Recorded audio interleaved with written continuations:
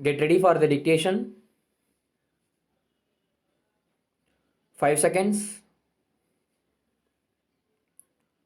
Start. மாண்புமிகு தலைவர் அவர்களே, நேற்றும் இன்றும் இந்த கல்வித்துறை பற்றிய கருத்துக்களை பல அனுபவம் உள்ளவர்கள் இங்கே சிறந்த முறையில் கூறி இருக்கிறார்கள். அத்தனை பேரும் நல்ல ஆலோசனைகளைத்தான் கூறி இருக்கிறார்கள் என்று சொல்ல வேண்டும். அவைகளை எல்லாம் ஒரு நூல் வடிவத்தில் வெளியிட வேண்டும் என்பது என்னுடைய தாழ்மையான வேண்டுகோள். கல்வித்துறையை எடுத்துக்கொண்டால் அதில் ஒரு அடிப்படை மாற்றத்தை செய்தாக வேண்டும். அத்தகைய ஒரு கட்டாயத்திற்கு நாம் ஆளாக்கப்பட்டு இருக்கிறோம். கல்வித்துறையில் ஒரு புதிய மறுமலர்ச்சியை ஏற்படுத்த வேண்டும் என்று அரசு விரும்புகிறது. ஆனால் இந்த மறுமலர்ச்சியை எவ்வாறு செய்வது என்பதையும் யோசிக்க வேண்டும். சட்டத்தின் மூலமாக இதை செய்வதற்கு அரசாங்கம் விரும்பவில்லை. கல்வி நிபுணர்களை கலந்து ஆலோசித்து முடிவு செய்ய வேண்டியவர்களாக இருக்கிறோம். இந்த பிரச்சனையை குறித்து ஏற்கனவே சம்பந்தப்பட்டவர்களிடம் விவாதித்து கொண்டிருக்கிறோம். இதற்கு நல்ல பலன் விரைவில் கிடைக்கும் என்று நான் என்னுடைய நம்பிக்கையை உங்களுக்கு இந்த நேரத்தில் தெரிவித்துக் கொள்ள ஆசைப்படுகிறேன். மாணவர்களுக்கு பள்ளிகளில் பாதுகாப்பாக கல்வி கற்கும் சூழலை வழங்குவதற்கு கல்வித்துறை உரிய நடவடிக்கை மேற்கொண்டு வருகின்றது. குழந்தைகளின் பாதுகாப்பை உறுதி செய்யவும் துன்புறுத்தல்களில் இருந்து பாதுகாக்கவும் மாணவர்கள் பாதுகாப்பு ஆலோசனை குழு அமைக்கப்பட்டுள்ளது.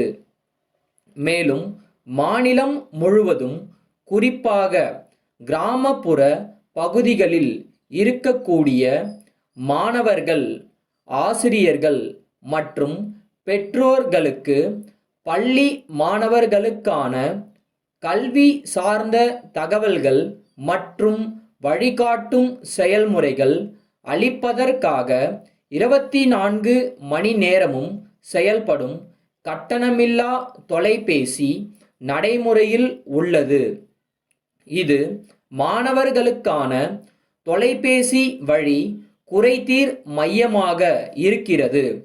அரசு பள்ளிகளில் கல்வி பயிலும் மாணவர்கள் தங்கள் கல்வியை நன்கு தொடரவும் பொருளாதார சமூக காரணங்களால் தடை ஏதும் இன்றி பள்ளிக் கல்வியை நிறைவு செய்வதற்காகவும் அரசு பல்வேறு நலத்திட்டங்களான பாடநூல்கள், நோட்டு புத்தகம், சிறப்பு ஊக்கத்தொகை, மடிக்கணினி, சீருடை, மிதிவண்டி, விபத்து நிவாரண நிதி உதவி போன்றவற்றை செயல்படுத்தி வருகின்றது என்ற மகிழ்ச்சிகரமான செய்தியினையும் குறிப்பிட விரும்புகிறேன். இக்கல்வித்துறையின் புதிய முயற்சிகளான தமிழ்நாடு பாடநூல் மற்றும் கல்வியியல் பணிகள் கழகம் மாணவர்களின் வாசிப்பு பழக்கத்தை ஊக்கப்படுத்தவும் பொது அறிவையும் படைப்பு திறனையும் வளர்த்தெடுக்கவும் ஆண்டுதோறும் ஒரு குறிப்பிட்ட தொகையினை ஒதுக்கீடு செய்து உள்ளது. மேலும் தமிழ்நாடு பாடநூல் மற்றும் கல்வியியல் பணிகள் கழகம் தமிழ்நாடு அரசு ஏற்படுத்தியுள்ள நோக்கங்களுக்கு ஏற்ப பள்ளி மாணவர்களுக்கும் மற்றும் பொது மக்களுக்கும் கல்வி பணிகளை வழங்கி வருகின்றது.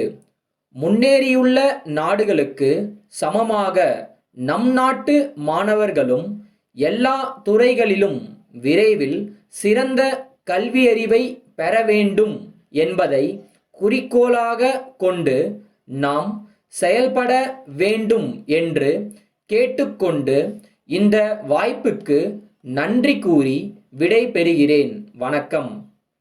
மாயவரம் முருகன் கூட்டமைப்பின் மேலாளர், வேலன் கூட்டமைப்பு, சென்னைக்கு 10/2/1998 தேதியிட்டு எழுதிய கடிதம். அன்புள்ள ஐயா, தங்களின் 5ஆம் தேதியிட்ட கடிதம் கிடைக்கப் பெற்று விவரம் அறிந்தோம். தங்களின் கடிதத்தில் எங்களிடமிருந்து தங்களுக்கு செலுத்தப்பட வேண்டிய நிலுவைத் தொகை ரூபாய் 20,000 என்று குறிப்பிட்டு மேற்படி தொகையை உடனடியாக செலுத்தும்படி கேட்கப்பட்டு இருக்கிறது. ஆனால் எங்கள் அலுவலக கணக்கு புத்தகத்தின்படி நாங்கள் தங்களுக்கு செலுத்த வேண்டிய நிலுவைத் தொகை ரூபாய் 10,000 என்பதை தெரிவித்துக் கொள்ள விரும்புகிறோம். மேலும் கடந்த மாதம் 8ஆம் தேதி நாங்கள் தங்களுக்கு ரூபாய் 10,000ற்கு காசோலை அனுப்பியிருந்தோம். அதற்கான ஒப்புதலும் தங்களிடமிருந்து அனுப்பப்பட்டு இருக்கிறது. மேற்படி தொகை எங்கள் கணக்கில் வரவு வைக்கப்படாமல் இருக்கலாம் என்று நாங்கள் எண்ணுகிறோம். எனவே தங்கள் கணக்கு புத்தகத்தை சரிபார்த்து விபரம் தெரிவிக்குமாறு கேட்டுக்கொள்கிறோம். மேலும் நாங்கள் கடந்த மாதம் 8ஆம் தேதி தங்களிடம் கேட்டிருந்த பொருட்கள் எங்களுக்கு வந்து சேரவில்லை. எங்களுக்கு பொருட்கள் உடனடியாக தேவைப்படுவதால் இதில் சிறப்பு கவனம் செலுத்துமாறு கேட்டுக்கொள்கிறோம். தங்கள் அன்புள்ள